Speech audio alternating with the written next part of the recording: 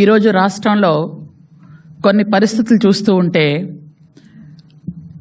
6 నెలల పాలనలో చంద్రబాబు నాయుడు గారు చేస్తున్నటువంటి అభివృద్ధి సంక్షేమానికి ఈరోజు ప్రతిపక్ష హోదా కూడా లేని జగన్ పార్టీ కడుపు మంటతో చేస్తున్న కొన్ని కార్యక్రమాలను మనం చూస్తుంటే ముఖ్యంగా అసలు నిబద్ధత కానీ అసలు నిజాయితీ కానీ లేని ఒక పత్రిక వాళ్ళకొకటి ఉంది, సాక్షి పత్రిక. అలాగే అబద్ధాలను అలవోకగా చెప్పగలిగిన ఛానల్ ఒకటి ఉంది, అది సాక్షి ఛానల్. వీళ్ళు ఏంటంటే ఈ మధ్యకాలంలో కరెంట్లు విపరీతంగా పెంచేస్తున్నారు అని ఒక దొంగేడుపులు ఏడుస్తున్నారు.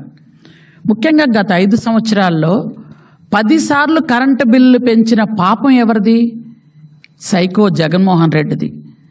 జగన్మోహన్ రెడ్డి 10 సార్లు కరెంటు బిల్లులు పెంచి దాదాపు వినియోగదారుల మీద 32,000 కోట్లు భారం వేసి ఈరోజు అతన్ని ప్రజలు చీకొట్టి కనీసం ప్రతిపక్ష హోదా కూడా ఇవ్వకుండా పక్కకు జరిపేశారు.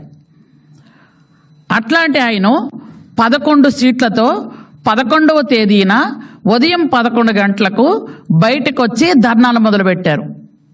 ఏదో పెద్ద వాళ్ళు చేస్తున్నటువంటి నీతి నిజాయితీ కార్యక్రమాలలాగా. అసలు చూసిన జనాలు కూడా సిగ్గుపడుతున్నారు, అసలు దేనికి వీళ్ళు బయటకు వచ్చి ధర్నా చేస్తున్నారు అని. నువ్వే 10 సార్లు కరెంటు బిల్లులు పెంచేసి ఈ 6 నెలల్లో మా చంద్రబాబు నాయుడు గారు ఏమైనా పెంచారా? ఈ ప్రభుత్వం ఏమైనా పెంచిందా?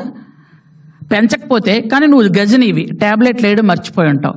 కానీ కొంచెమైనా ఆలోచించాలి కదా. మీరే కరెంటు బిల్లు పెంచి మీరే ధర్నాలకు దిగుతున్నారు అంటే ఎలా ఉందంటే దొంగే దొంగ దొంగ నరిచినట్టుంది. ఎంత దారుణం! నువ్వే కరెంటు బిల్లులు పెంచేశావు, 10 సార్లు పెంచారు, 1 సారి 2 సార్లు కాదు. కానీ ఈరోజు మీరు బయటకు వచ్చి కరెంటు బిల్లులు చాలా దారుణంగా పెరిగిపోయాయి, ప్రజలు ఏమైపోతున్నారు, ఇంకా పైగా ఆ పేపర్లో రాస్తారు ప్రజలు వణికిపోతున్నారట. యాక్చువల్గా చంద్రబాబు నాయుడు గారు ఉండేటప్పుడు 3వసారి ముఖ్యమంత్రి అయ్యేటప్పుడు యాక్చువల్గా 2014లో ఎంత తక్కువ కరెంటు ఎంత దారుణం అంటే 22.5 మిలియన్ల యూనిట్లు లోటుతో చంద్రబాబు నాయుడు గారికి అప్పచెప్పారు.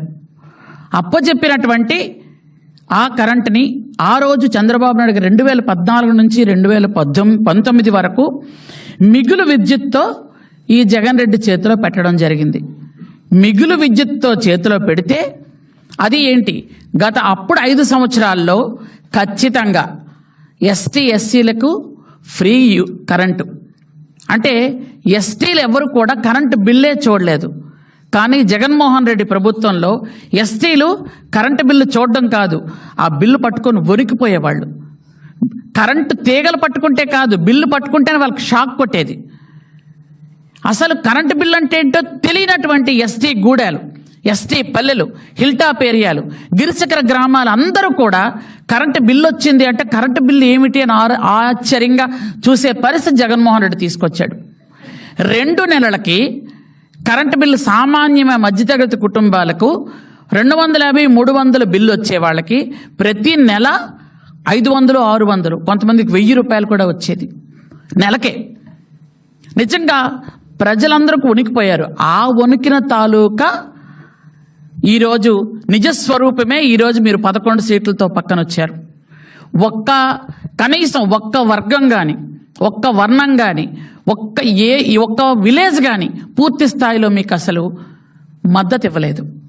ఎవరు ఆ 11 సీట్లు ఎలాగొచ్చాయంటే భగవంతుడికే తెలియాలి.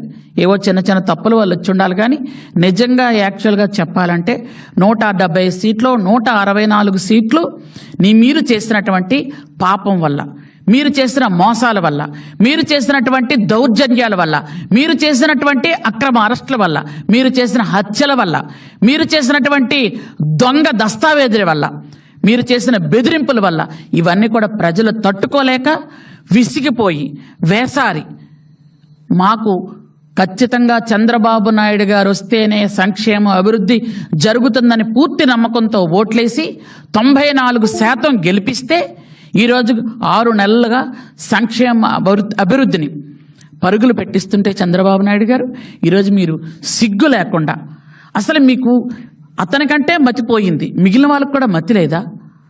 మీరే రేట్లు పెంచేసి మీరే మళ్ళీ ఎలా